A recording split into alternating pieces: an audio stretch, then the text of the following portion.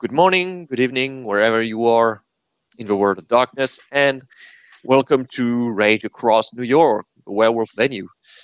Today's scene sees Kotori, who has left the cub on sept ground to let him find his mark, meet people, and now he thinks, well, he had some time alone to deal with people.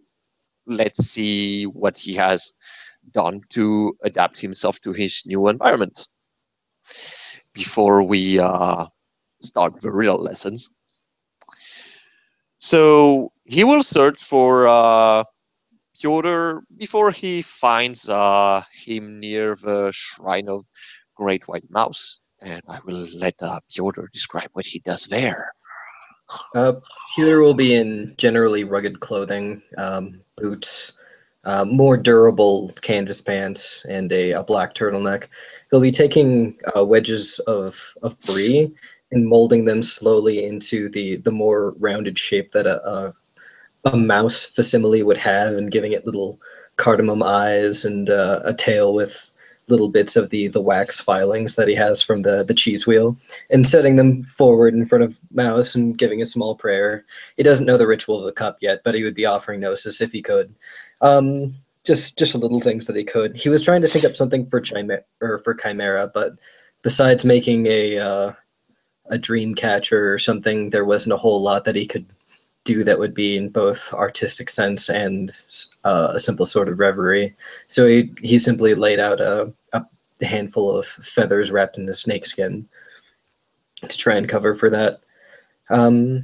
He had been taking a bit of stock in the Umbra about what other major spirits were around the Sept area. And he found out that, like, the further you go from the Sept, the more often you will encounter urban decay banes, and decided to not explore much by himself anymore. Mm-hmm. Kotori will just trot and stay a few feet away, not interrupting someone's prayer to a shrine. He will wait for Pyotr to finish his brie artistic things with his fingers. He'll finish rather quickly and take his shopping bag full of scraps and cheese wrapping in plastics away so he can throw it away properly. He'll give a slight nod and continue walking on, not knowing that he was being waited on to talk to. As are you in the? We haven't precised that, but are we in the Tellurian or in the Umbra? Is there a shrine in the Umbra? They're on both. They're on both sides. They're on both sides, I would guess. But he'd probably do this in the real. Mm-hmm. Okay, so as you know, you start to go. You can hear in the Garutong, Kotori saying, "So, apparently, we need to work on your perception." Kotori Raya, is there a problem? Well, generally, when I go near someone and I just wait for them to finish their prayer, they don't walk away. They don't walk away from me. They turn around and at least say hello.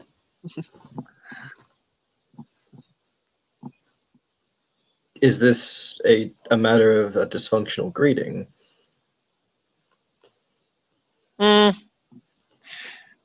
Could be, or maybe I'm taking the habit of having people entering easy conversation with me. Who knows? Oh, then by all means, I wish not to waste your time. Follow me, and he just takes another direction. Understood, Kotori Raya. He'll follow after with his bag of trash. So, how have been your few days away from me and the others. Well, the one who found you. Have you met other Garou? Yes.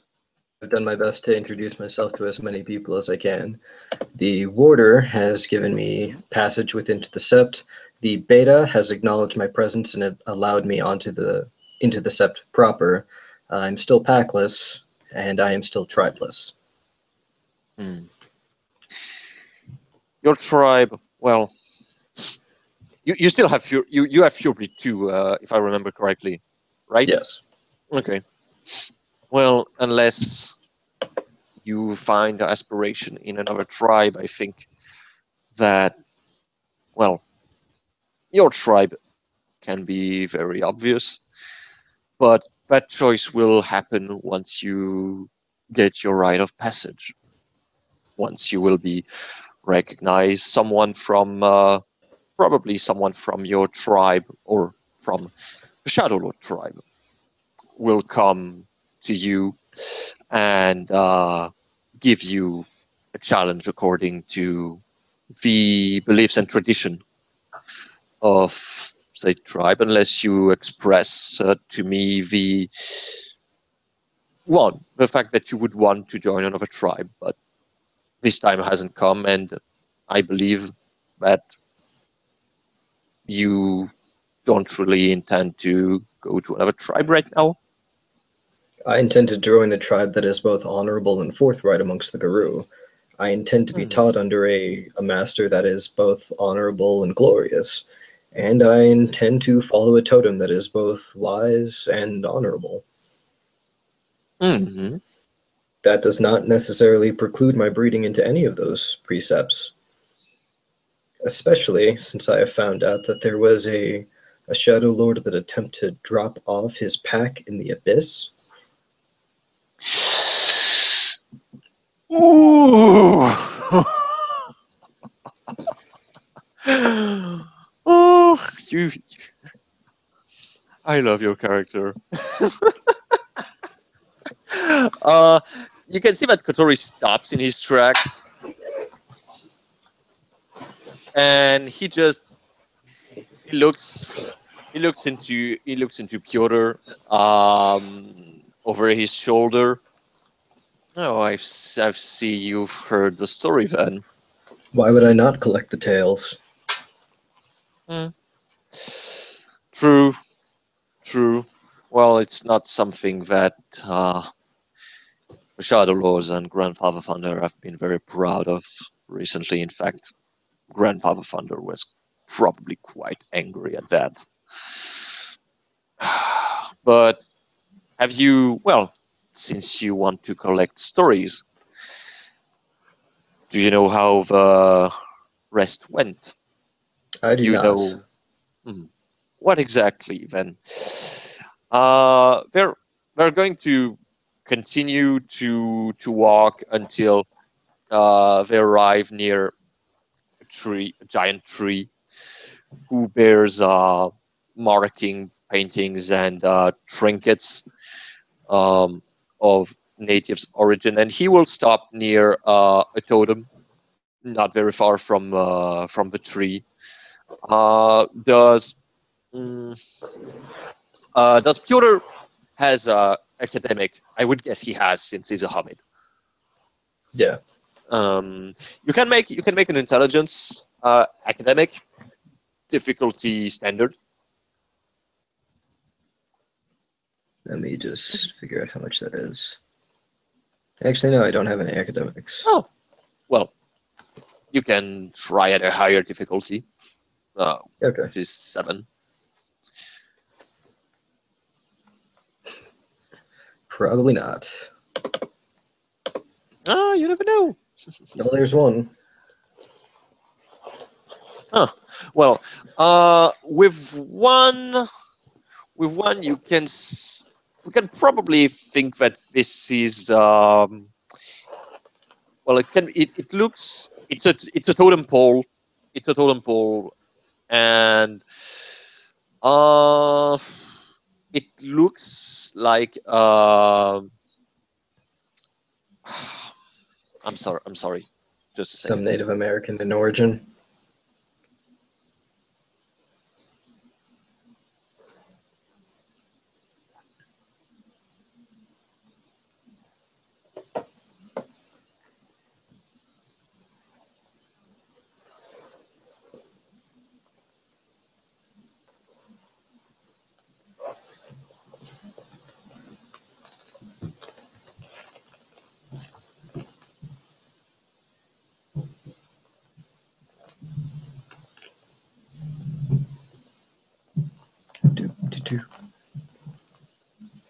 Good old phone call breaks.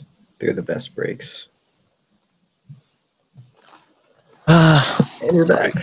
Yeah, convention stuff. Okay. So, yeah, it's of Native American origin. That's pretty much all you can say. Uh, so, as he sits, he says, "So, what exactly have you learned about this?" Peter will take out his camera phone and snap a quick picture of the totem pole before putting it away. Mhm. There is a keen distinction of shame around this tale that has buried a lot of the details. A lot of people just remember that he was a malcontent and he is no longer here, and that his actions were deplorable, and that's where the story ends. That either means that there is no more story to tell, or that there is no more story that people want to tell. Mm, I would like to think that these stories of shame need to be told over and over, especially as a cautionary. mm.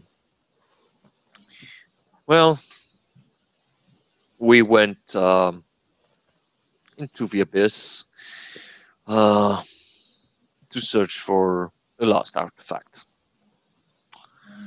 And, well, long story short, mm, actually, but oh, for fuck's sake.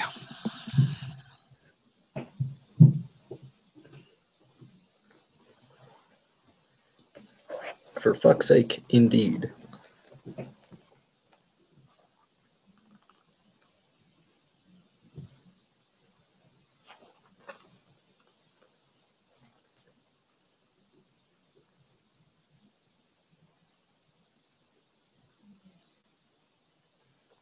I got a job as a pilot despite not having 20/20 vision because I have contacts.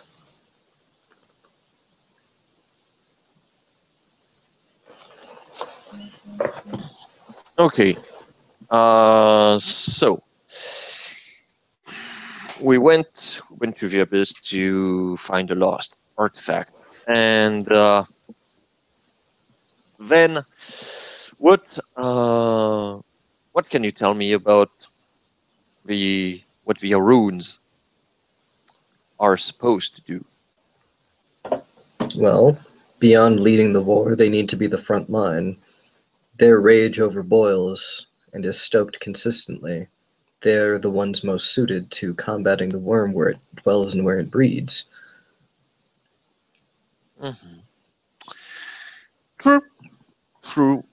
Uh, well, he was Arun and Alpha of the pack, and when we encountered um, when we encountered problems in this place, he should have been the one to lead us to the exit, or rather, there was Ragabash, me, the freshly new arrived member of the pack, who was a cub just a few days ago,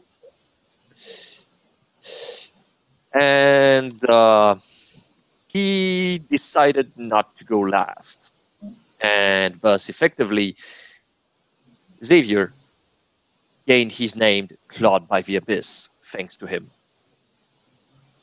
So I had to go back and bring him back, while Andre Darkamunti, the alpha of this pack, and Arun ran to the exit.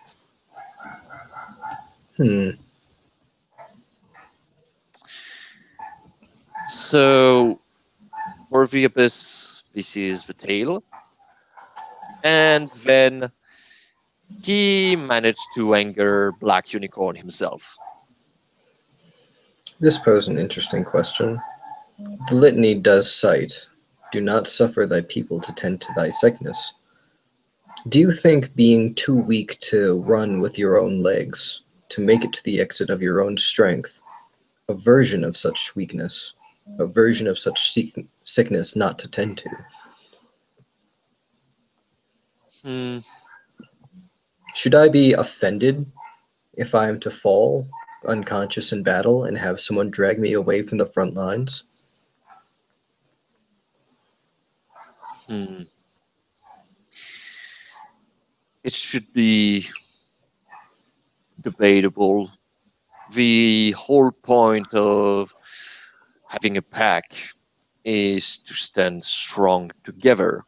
If you have indeed a weakling among your rank, you have a risk that you can fall, a risk that indeed this one could be a problem to the pack. However, if we left all those who have been rendered unconscious in combat, then there wouldn't be a lot of Garou left. There is wisdom to be gained in saving and healing your allies, but is this a minor bend of the litany within its own right? And beyond that, as you were to say that we have weak members within our own packs from time to time, we have an entire ritual dedicated to shaming them and letting all know that they are the Omega. Is this not to harbor our own weakness? To dedicate ourselves to tending to a sickness? Hmm. Hmm. That's an interesting point of view. So you would say that you would have rather punished the one who was left last and who was clawed by the abyssal creature rather than the alpha who ran away without making sure that the newest member of the pack and who has not the strength of the totem is not to be punished. Well, by all means, the Alpha in charge gave the order to fall back. He himself is denying the litany itself in combating a creature of the worm where it dwells and where it breeds. He is choosing to flee. Mm-hmm. Now, there are some that would say it is wise, in fact, to live through the combat, to combat again another day. And there are some that will say it is rather disglorious, it is rather cowardly to turn your back on any enemy. So Mm. there is reason to believe on both sides. And of course there's reason to believe that the one that was too slow to flee of his own accord simply can be marked as disobeying his alpha. Hmm. Now by all Hmm. means, none of these offenses actually find themselves as so severe a breach that they would constitute a death penalty or a right of the Winter Wolf. But it would cause for at least some amount of glory, wisdom, and honor to be lost in the face of all of those travesties. Hmm. But this is why scandal is important, and stories are important, so such things can be remembered. Hmm. Indeed, it can be an interesting point of view, a point of view that mm, some might not um, agree with you, but as mm, as a Galliard, your job is to remember and sing the song, and it will be to the Philodox. to be at the end the one who judge the matter. But sometimes judgment is not really needed. Sometimes punishment comes from their own actions. And that is also for the Philodox to levy. If they feel that you have been punished enough by having one of your packmates crippled so severely, that is the mark of shame that you bear. You are unfit to lead. He chose to left. We would not accept him as our alpha anymore. And I was severely thinking of enacting the right of Omega Wolf to him. And yeah, I guess you don't have Garou lore right now. I do. I have Garou lore. Oh yes, you have Garou lore. You can make a Garou lore check for this one.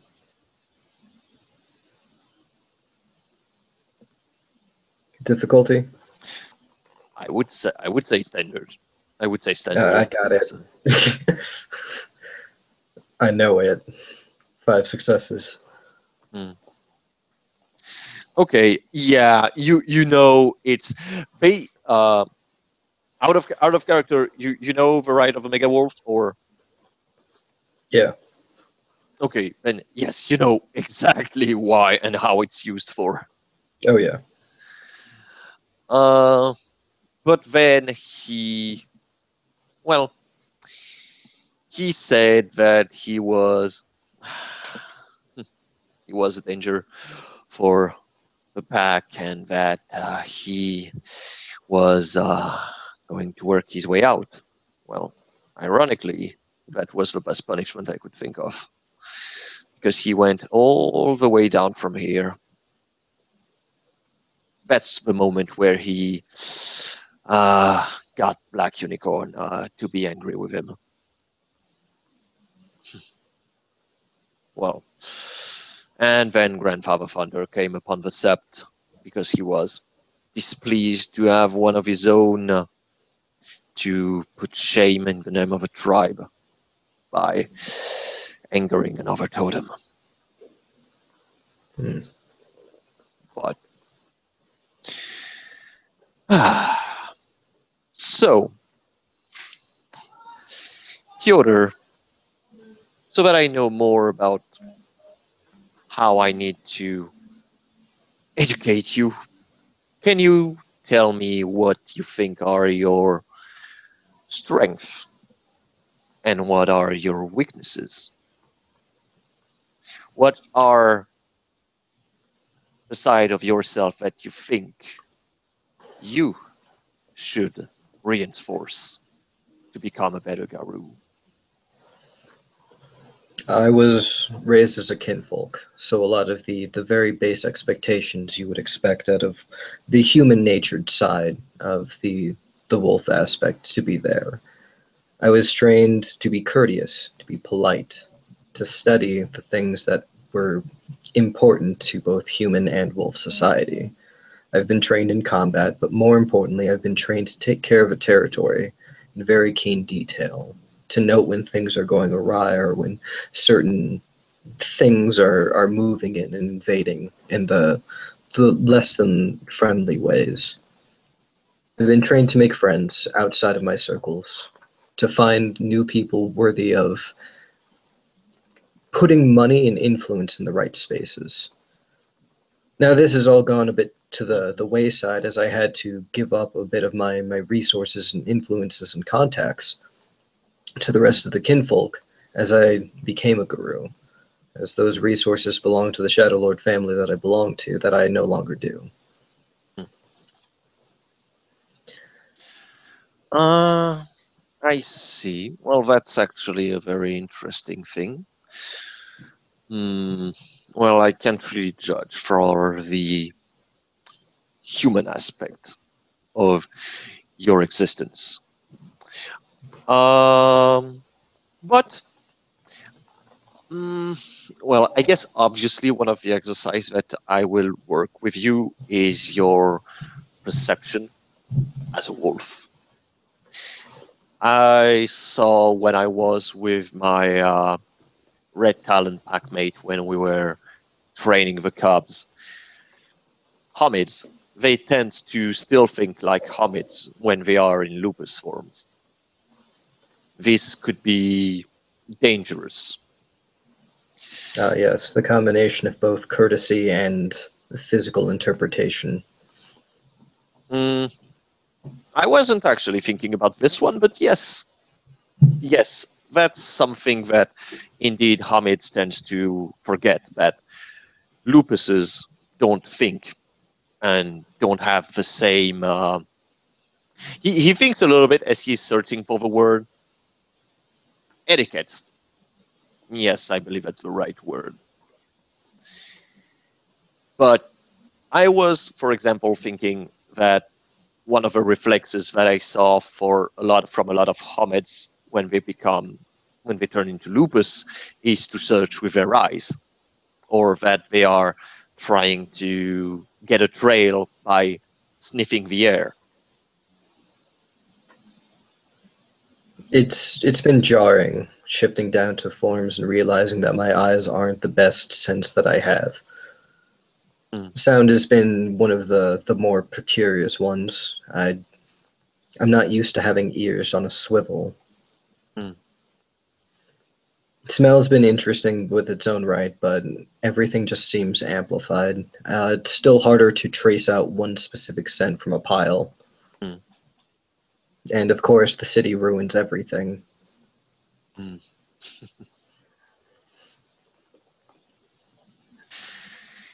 Yes, the the city. That's probably one of the first thing that you smell when you're a lupus and you arrive. This odor of decay and horror. Well, at least for me, this is how it feels. But mm, also, well, maybe it's the other way around, but I found when I first changed into a Homid that it was very hard for me to balance myself without my tail.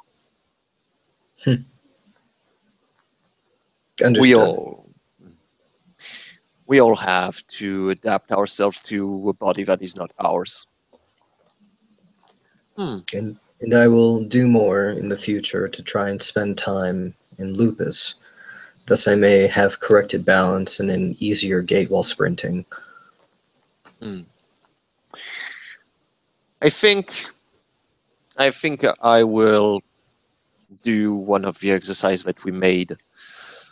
I will probably take you and Ren to, well, either make a hunt in the wild, or mm, I will drop you into the wild and you will have to find me.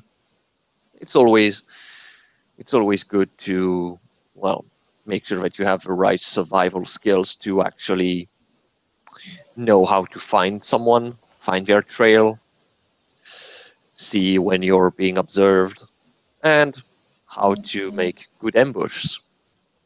Because yes, when I saw a Homid once who thought he was being clever when he was just being really silly.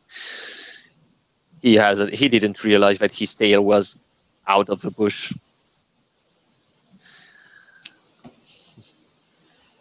Is there anything that you could do to make this challenge more difficult? Not that I don't appreciate the wisdom, it just seems rather simplistic.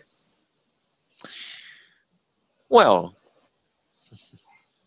or if you want me to make it difficult, oh, I can think of some things, but I will have to first judge how well you fare into lupus.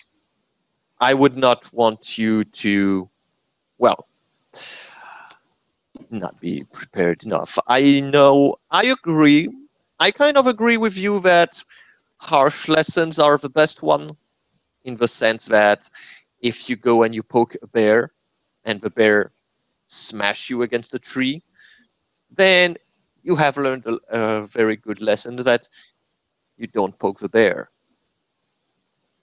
So I will think about it. I will think about it. Probably what I would advise you. Mm, actually, here's what I want you to do.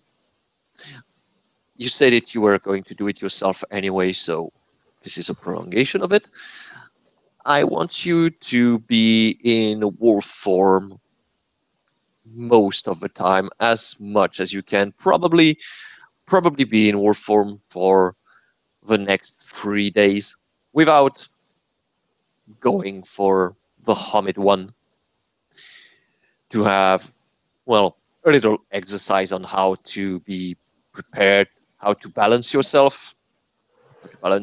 Maybe try to, hmm, actually, yes, try to stalk someone. Try to stalk someone. A very simple exercise, which will then give you access to a more challenging one when we will go into the wild.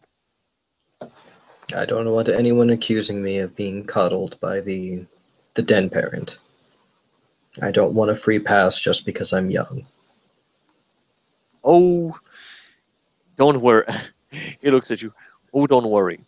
I will not go easy because you're young or because you had precedence. I will take some things into account, but this is about surviving and become a proper guru. If I go easy on you, then it means that the next time you will face a true enemy, then you most certainly will die because you were not prepared to face the harshness of this world. And you probably have guessed it, but this is not a very happy world, and it's not very forgiving. I appreciate your consideration. May I ask a question? Well, I'm here to answer your questions, so feel free to ask it. Is Katori a deed name or your actual name? It is the name that was given to me during my rite of passage. And what deed did you perform during your rite of passage that earned you the name Katori? Mm, I had to go into a spirit realm to find an answer to a question that was asked to me by my then father. And while I was there, I find I found the spirit to guide me and light me into my journey there.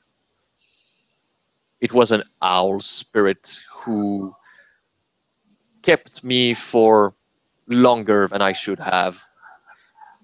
She taught me about some secrets that dwells into the Umbra, and then she awakened a blessing that was still in me, an heritage, a blessing that she gave, that the totem gave to my lineage. Thus, when I came back to my then father, blessed with this heritage looking like an owl, he named me Owl Spirit. I'm assuming that Katori is the translation of such. Yes. Do you carry a spirit heritage? Yes. I carry, as I said, the spirit heritage of Owl. Interesting. And you ended up as a Utena instead of a Strider? Yes. Because chose. I chose my way. I had different branches that were offered to me. I'm gonna mute that. It's the Umbra. The Umbra is calling. uh, so as he said, I had different roads that were open to me, and well, mm, I could have gone a certain way, but after discussing with the elders that were in the sept, I chose Uktena as my patron, as my tribe, because I felt more at home there.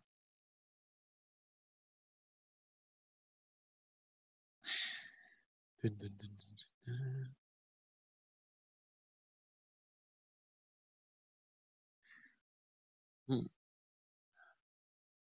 Uh, hmm. He's standing still. Strange. I wonder if I'm alone. I'm alone. Ah, you're back. I just can't unmute myself.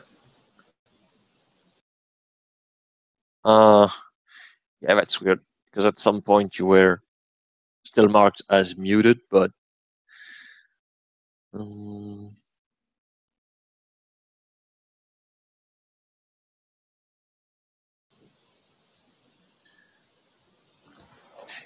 Something? Yes? Okay, cool. Yeah, I could hear all of that, I just couldn't respond and unmute myself. It was weird. Piotr nods and gives a strong consideration about the whole having pure breed but still being locked into one sort of tribe identity, as he meets someone that was given the heritage of Owl and chose a different spirit totem to follow.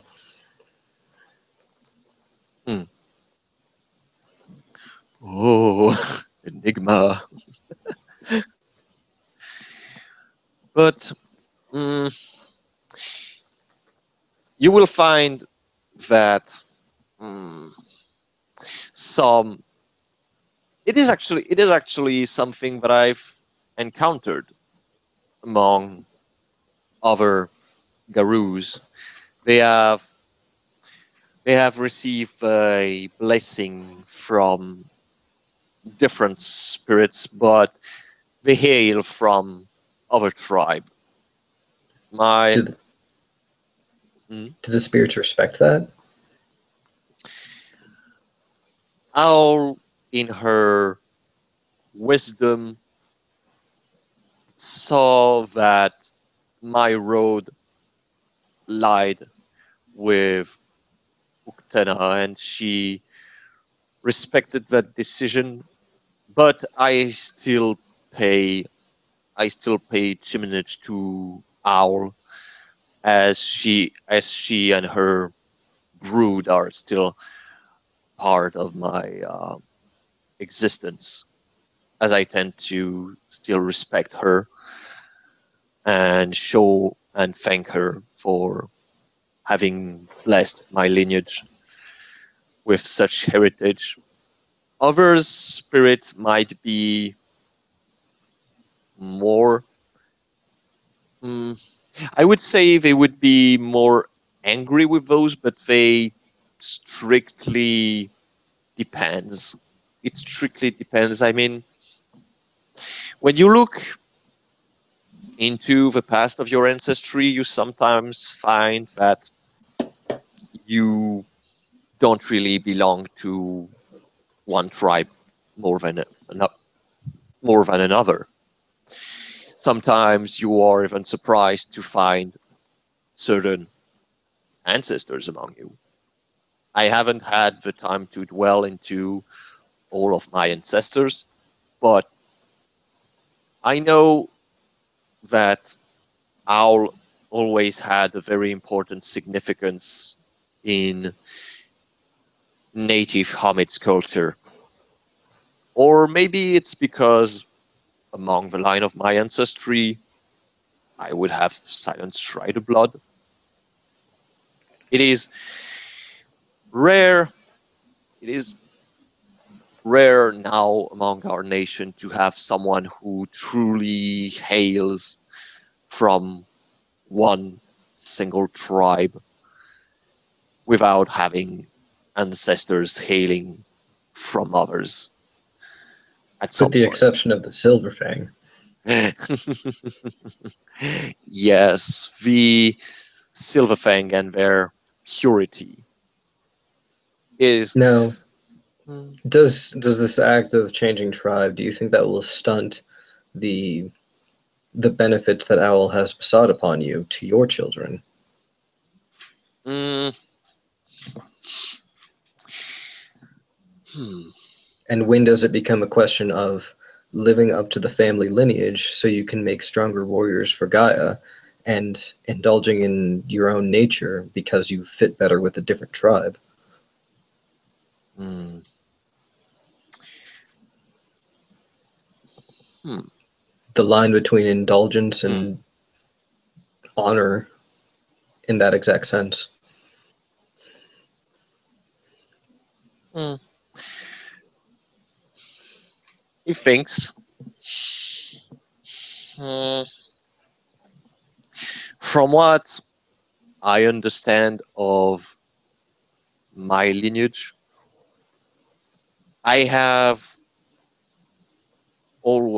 we have always been going back and forth between different, mm, between two different tribes. I'm not sure why it started as such, or rather, which ancestor actually mm, actually made it possible. But mm, to answer to answer your question, I would say that mm, if I were to insult Owl in some way through my actions, that I would show myself unworthy of her blessing, she will most certainly take it away from me, just as mm, just as a spirit totem of a tribe um, will um, take away your pure breed if you were to choose uh, another tribe for your home.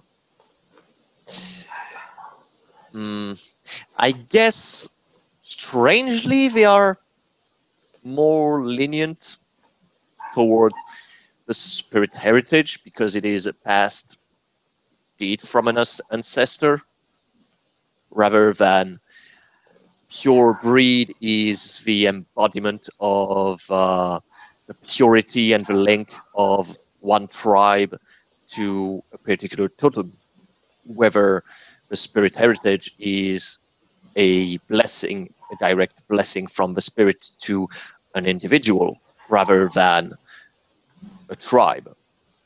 I know of, for example, one of my previous packmates, Smiles in the Night, Red Talon, was blessed by the Night Spirits, who hails from Grandfather Thunder's brood. Yet he was not from Grandfather Thunder. I would say that probably because it doesn't depend directly of the tribal totem, it is left to the judgment of the spirit who blessed your lineage. And when he finds that you're not worthy to his name, he will take it away. Spirits tends to have um, uh, hmm, it tends to work. He thinks about a way to say it. It works all in mysterious ways. But, Well, with spirits being that arbitrary, how much of a role do you think they should play within intercept politics? hmm. Do you think a person should ever be able to challenge a spirit for rank, seeing as they can give and take away on a whim that is very unrelated? Hmm.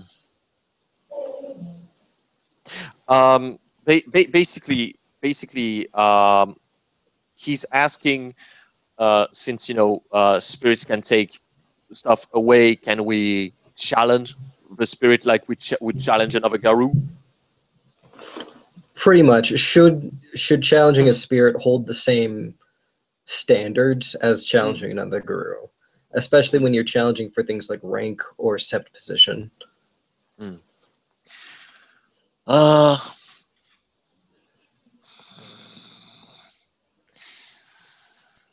I would say, in that matter that mm, spirits generally they don't take an active part in politics in the traditional sense. But if someone would offend them, they will make themselves known. And he just, looks around. And Piotr might have seen that there is snow everywhere and that it's freezing on Sept ground recently. Well, since the your former alpha had decided to embarrass himself so thoroughly that Grandfather Thunder almost asked for his execution, would it be upon the Sept Alpha or Beta to defend him in any sense of the word? As this is a very keen Mm, clash of politics. The idea is mm, defend a warrior of Gaia to make your Sept stronger, mm. or obey a totem. How much should a totem influence Sept politics? Totem. Hmm. Totems and powerful spirit are complicated. They they can involve themselves in politics just as right now Great Wendigo used to ask for Kachina heart for the insult that he gave to him personally. But strangely, I don't know if it's of this sept particularly, but the alpha and betas are standing a little bit away from us in the sense that I think they believe if you do bad stuff, you should try to correct it yourself. So Sometimes, they choose on purpose not to leave or lead or give arbitration? mm, well, technically, the one who deals with the spirits is the keeper of the land because he is the one who is actually supposed to work the relationship and between spirits and Garou. If one if one angers a spirit, then the keeper of the land will actually go to the spirits to know his grievance, and if the grievance are grave enough, he or she will go to the Sept Alpha and Beta to actually tell why the spirit is angry. But right now, it seems that uh, our keeper of the land is working fine on her own to resolve the situation, to give options. It hasn't come actually to the point where the alpha of the sept or the beta had to step in to actually go against the spirit. Piotr will reach down and scoop up a handful of snow. Is she doing a good enough job?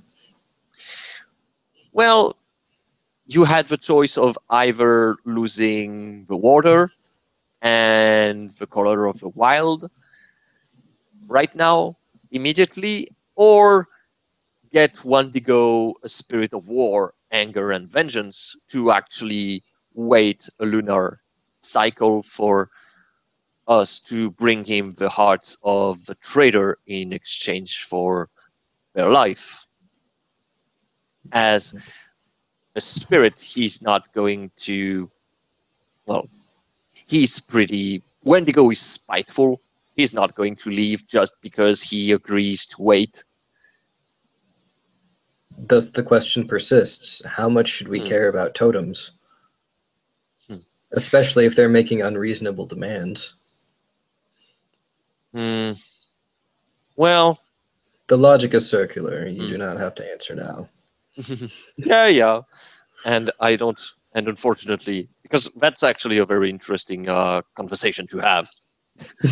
But right now, I don't have time anymore.